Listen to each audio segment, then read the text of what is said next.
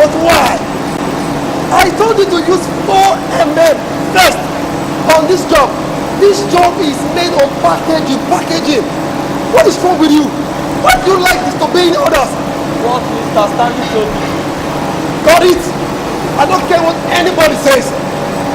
This job we pursue 4mm first before any other job. You get it? You will do this to what I have to say. Mr. Stanley told me to. Stop this engine and change to the earlier specification I gave to you. Do you get me? Sir. Hey! What's going on here? I said, what is going on here? Ask your brother, of course. Larry, what's happening here? It was the order you gave. That's the problem. He was not here when you said so. I decided to go on with what he said. And he back came in asking me why. I was trying to explain to him. Is that true? Ariwodo, I'm asking you, is that true? Let me tell you something. Your arrogance to higher authorities in this company will not take you anywhere. It will only take you to trouble. When I told you about the change in specifications, did you confirm with me first to know if it was right or wrong? Rather, you are here backing down orders. Now, let me warn you. This will be the last time I will condone such act of insubordination from you. If not, it will pay for it dearly. Continue with the specifications I gave to you.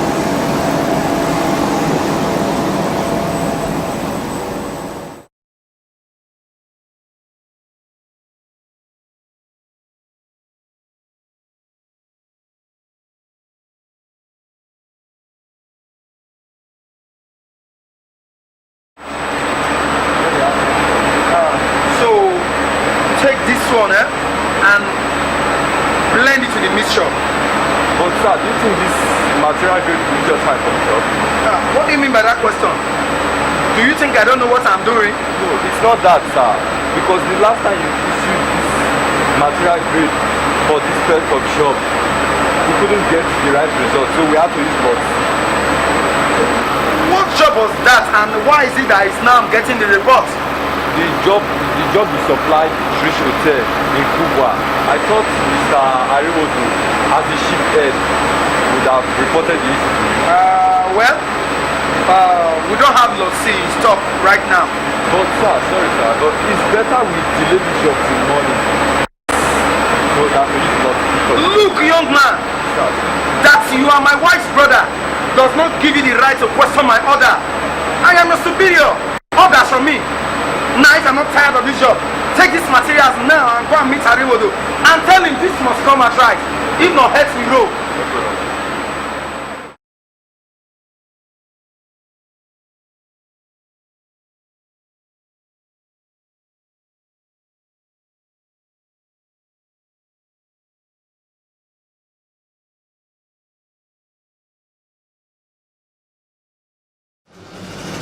Secretary, get me Mr. Stanley and Ariwodo now. I want them here immediately. Look at the mess these rascals have made of a hard-earned reputation. Imagine the other time when I said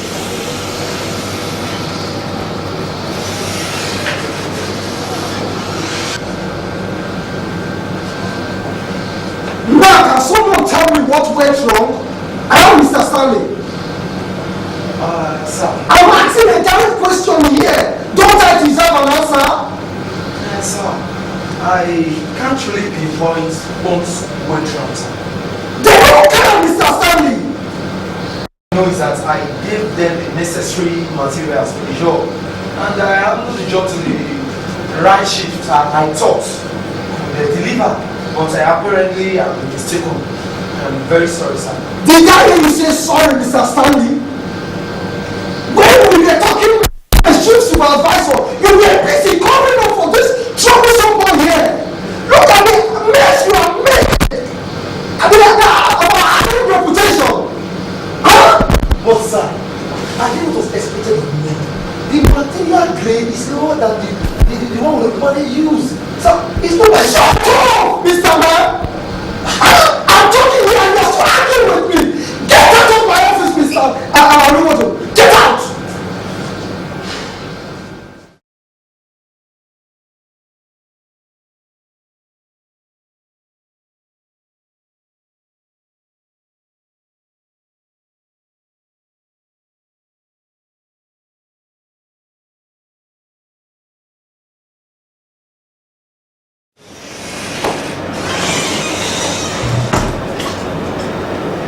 You look very dull. What's the problem?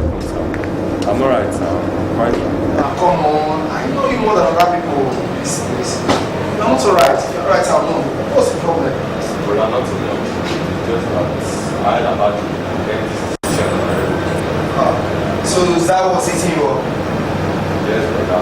But I don't think it's fair. Fair. So you think it should be promoted? You are not even happy that everybody in the shift did not carry the sheet. Look, brother. You know, as Christians, we have to be truthful. So that's what I'm trying to do. Oh. Why don't you go ahead and tell the MD exactly what's on your mind? But I don't mean it that way. Look, I'm so surprised at you. In fact, I am totally disappointed at you. I still don't see this as fair, brother. I still don't see this as fair. You see, Ariwodo is a serious sinner. I have seen him 10 times. And I even got query because of him twice. I think he should get the cost of this one.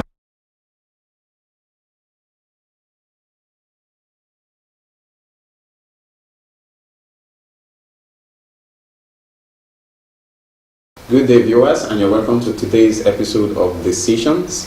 As usual, I'm your host and moderator. My name is Akimbola Praise, and to do deliberation with me today on this issue we've titled Keeping Mom, I have with me, by my near right here, I have Pastor Kester Aikpehai. He's a minister with Reality Ministries in Delta State. You're welcome, sir. Thank you. It's so good to be here. And next to him, I have a businessman, somebody who's versatile in the security field. His name is Mr. Pascal Odekaisieme. You're welcome, sir. Thank you, sir. It's a pleasure to be with you. Thank you. I'm pleased to have you both. We've watched the drama for today, Keeping Mom, about somebody in a position or in a decision point whether to say or not to say what has happened that is leading to somebody being fired at the moment. Now, the first thing I want to ask relates to behaviors or relationships at work. This cover me, I cover you kind of relationship that we call camaraderie, or esprit de corps. Sometimes you see a policeman on the road, you say esprit de corps.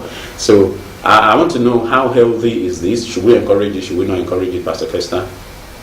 And what are the limits? If you are going to encourage it, to what limits? What are the do's and don'ts? Well, it all depends on, number one, the purpose for the coming together of such persons. Okay. Is it towards the corporate benefits of a personal The benefit? organization? Oh, Yeah. Okay. Yeah.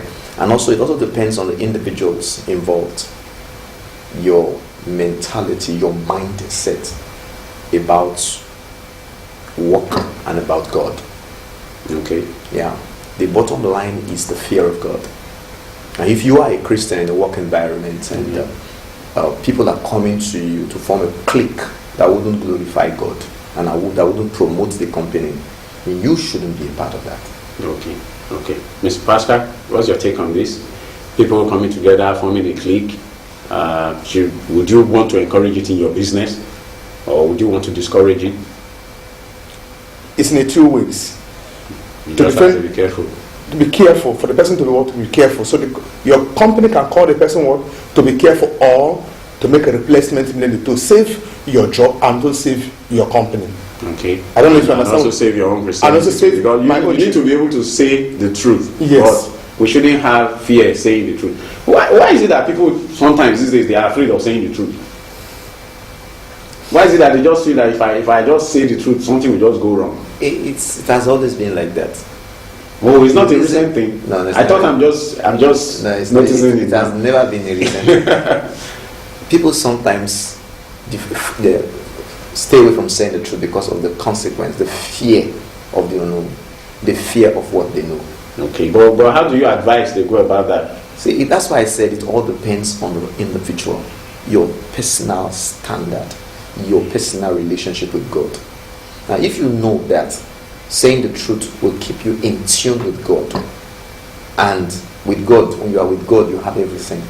Yeah. You wouldn't be afraid to say the truth, because the truth will make you to be at peace with God. Even though you may lose some things physically, you will get it back if you are with God. But if you lose God and you get everything, who will defend you when man cannot defend you? In places where man cannot help you, then who will you run to? Okay, I want to ask another question. Sometimes in place of work, you see one person sticking his neck out for another. Maybe somebody that is at the lower cadre has done something that is wrong and is likely to be reprimanded. And maybe because it's not very valuable to the organization, they will just lay him off.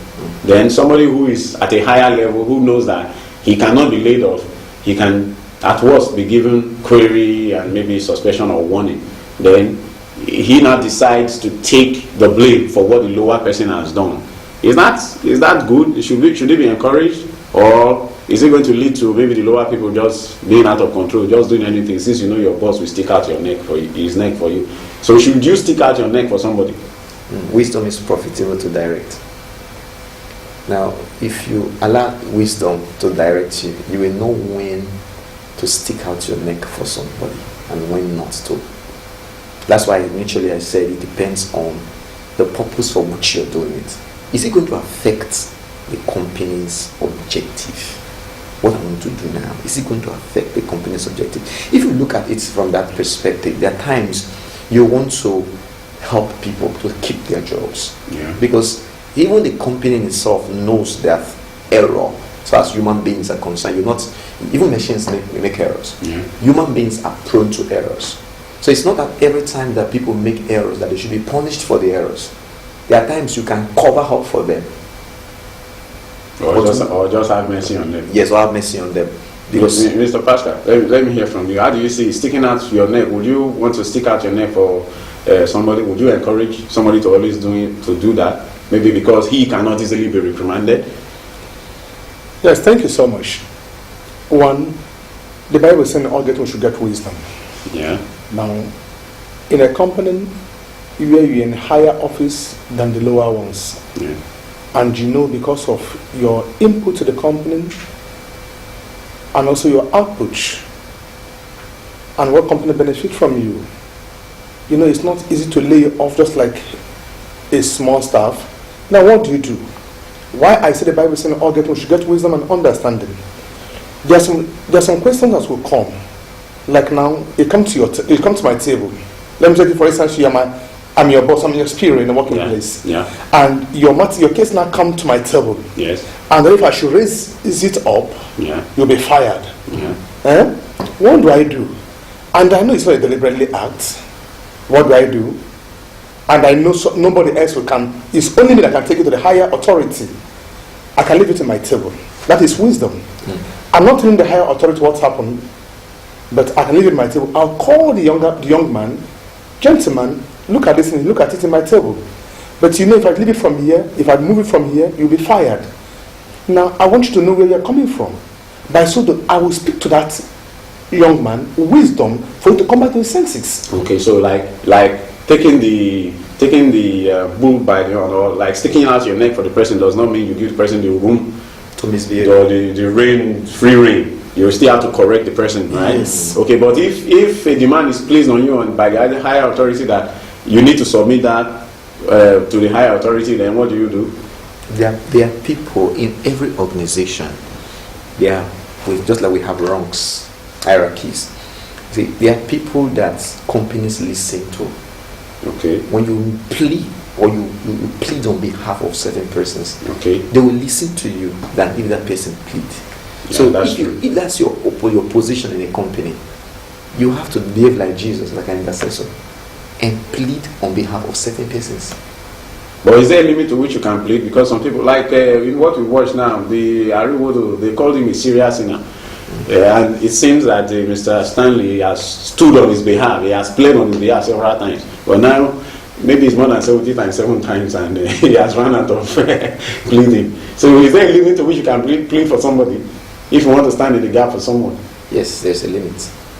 Like he rightly said, he said after standing for the person, you call the person and advise the person Okay. to be diligent about his job, Okay. to take his job seriously. Okay. Now, if he keeps repeating that thing, meaning that he's firing himself.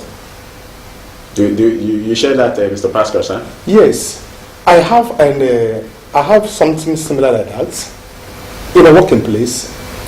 The person who is in a higher authority, and this man have embezzled company's money. And when it comes to his table, he knows truly this man have embezzled his money.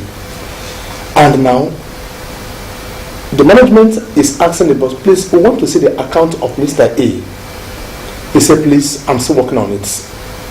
And because of the grace given to him as his boss, and when he say, I'm still working towards on the account of the report, everybody can work on it for 6 months. That is a grace. But that Mr. Stanley, if come out and management, I never finish, they'll say, immediately we need this report under 24 hours. No grace will be given to him. Now, you as a person, what do? You call Mr. Stanley, and if he give you a deaf ear, you can call somebody again, the third person, second person, the third person. And there's a limit. I'm sorry, there's a limit. You talk to him, you don't want to listen. You let him in. You allow him to be on his own. Okay. We want to take a short break, and when we come back, we'll delve directly into the issue at hand with regards to the young guy, Larry. Please stay with us. We'll be right back. Support or advertise on this program, please send a mail to advert@colonyproject.com.ng or call +234 809 512 5565. Welcome back, viewers, to today's episode of Decisions. We're still talking about keeping mum. And I would like to ask a question about the man that is about to be fired. It seems the man is about to be fired even though he is innocent. But this innocence is in quote. I want to find out, Pastor Kester, is he actually an innocent person? No, it's not innocent. Why would you say he's not innocent? One, somebody came to you and is trying to take the responsibility you are supposed to be handling in the job. And you kept numb, you kept shut. You kept your mouth shut. Now, problem has erupted now because of your irresponsibility. You cannot be guilty. So you cannot be said to be innocent, rather. Because since that person came the first time to you and told you that this is the specification I want you to use. See, the management gave you that responsibility because they believed that you can handle it. Yeah. If somebody else is coming to take that job from he's you, encroaching, you should report to management. Mr. Pastor, how do you say that? Is he innocent? At least he didn't do it. He didn't use the wrong age of material for the job. So he's supposed to be innocent. So, but do you buy his idea also that he's not actually innocent? Yes. Why I buy his idea, or I support him, that the young man, somebody encroach. I don't know why I love using military as an example. As your field. Okay now. Now, any military man, what makes him a military man, number one is his uniform and his rifle. That is his armed. Yes. Now, and the management or the state gave him his rifle to be at a proper time for a checking point or for a duty. Yeah. Now, somebody now came to encourage, say, why must you hold your rifle? And dispossess him. Why must you hold your rifle? Drop the rifle. And because of now, he foolishly dropped his rifle, and the other man is being fired and killed. They are going to jail him. Okay, so you cannot. That means sometimes in an organization when issues happen and somebody saying I'm innocent, in his own mind he's innocent, but sometimes the circumstances say that you are actually not innocent. That's what we are saying. Yes, yes. Okay. Now I want to look at it for the boy who feels that whose conscience is being bothered now. His brother-in-law is the one that got him the job, has saved him a couple of times. Should he be the one to lay his brother-in-law off now? Because it seems that the management want heads to roll. So how can the boy keep his conscience clean without affecting the relationship with his brother-in-law? So how do we advise that boy, Larry, to go about it? Okay. You can see from the boy's reaction that he has the fear of God in him. Okay. A man that doesn't have the fear of God wouldn't care what happens to the other And guy. a lot of people don't. They don't. Yeah. As long as their own job is secure, they are okay. Yeah. But this guy has the fear of God and want to do the right thing. Now, the bone of contention here is his consideration for his in-laws' job. Yes. And also for the other guy. He doesn't want the guy to be sacked unjustly. Yeah. So what he just needs to do, the first thing he needs to do in this issue is to pray. But it doesn't end in prayer. Okay. But the first thing you should do, because when you are at a crossroad in life, you are in a situation where you know only God, if God does not intervene, nothing, in fact, you don't know what to do. That's the best time to go to God. Okay. And pray fervently about the issue. Okay. After prayer, you should still come out and make sure that you do what will clear your conscience. So in this case now, what can he do? Is it to continue talking to his brother-in-law or to talk to somebody else? Number one, bring another person in. In every organization, like I said earlier, okay, we have hierarchies. So people that the management are open to. Yes, it's a mistake. Whether they sack them or they don't sack them, the mistake had been made. The damage had been made to the company. Yeah. Now, it could go to somebody highly placed in the company and narrate this issue the way it is.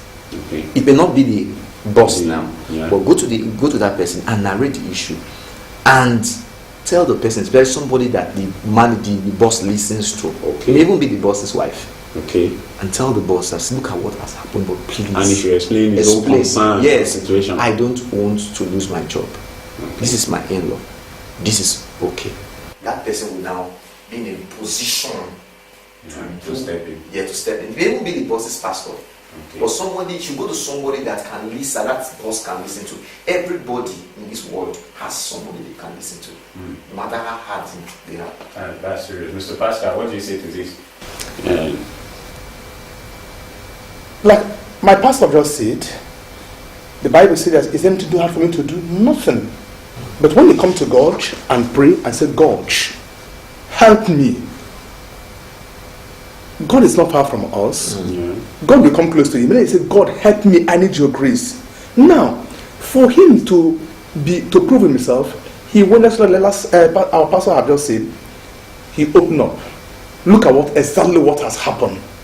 But it's a mistake. Yeah. Please, I am pleading in the behalf of my in-law or my co-worker. It's a mistake. And as you're talking, I'm beginning to see also again that sometimes when you pray, God opens some kind of door that when you think somebody is going to be fired, the person may not even be fired. Yes. There are times that I've even had this experience or I even pray this prayer sometimes when I have somebody that is disturbing me so much. I ask God to give them an assignment to keep them busy. So it's also possible that in the end he's angry and all that. But in the end he has a bigger issue to handle. He will not even have the time to focus on this. So really, God is a very, very big factor here. I really do agree with that.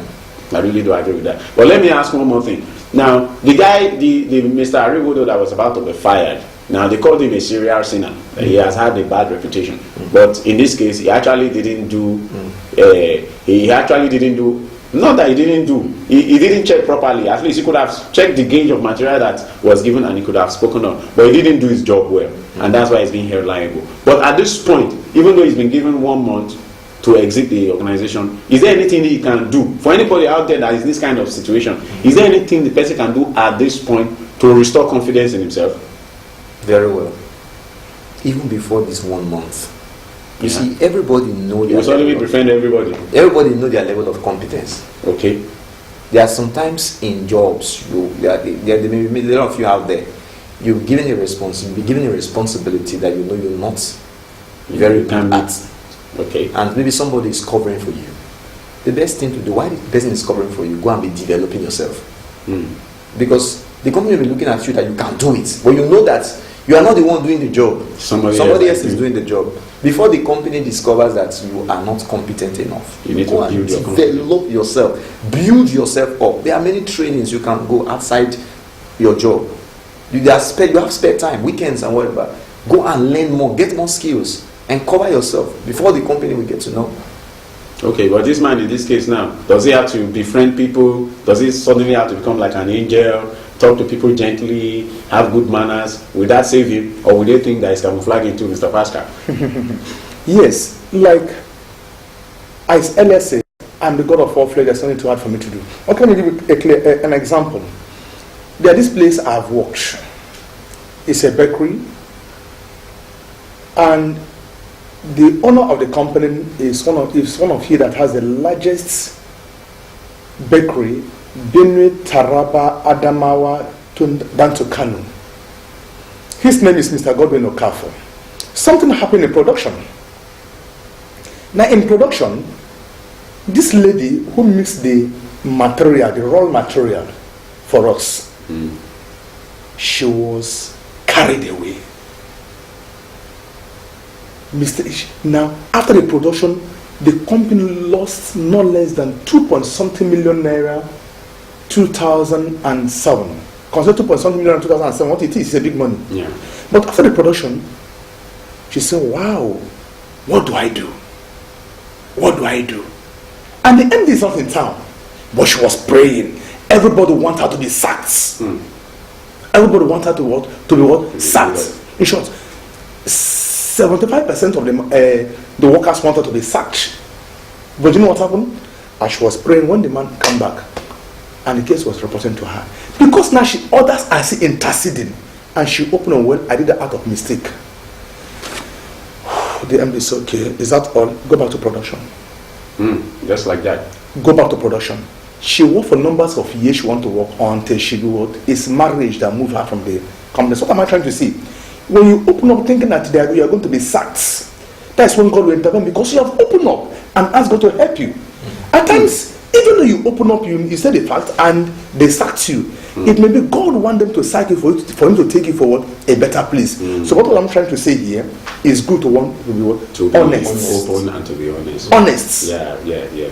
I really want to thank you, Mr. Pascal. I want to thank you, Pastor Kester, also for coming and doing justice to this discussion today. I remember listening to one album, Dream Dawn, in which Pastor Paul Adefarasin said something that if you will take a step of faith, you will find out that what you are afraid of is actually afraid of you. Yeah. So I speak to you, Larry, or anybody in such a situation where you are between the devil and the deep blue sea. You really want to speak the truth, keep your conscience going, and you are scared, you don't know what the consequences will be. Just leave it to God. The truth is, if God doesn't cover you, you can't cover yourself. Adam and Eve tried, but they couldn't cover themselves. But if God covers you, you are covered from all shame. So we invite you to please keep a date with us and continue all this discussion with us on our various social media network. I remain your host. My name is Akinbola Frey. Stay with us, same time, same station next week. Bye bye. God is ready for you. Healing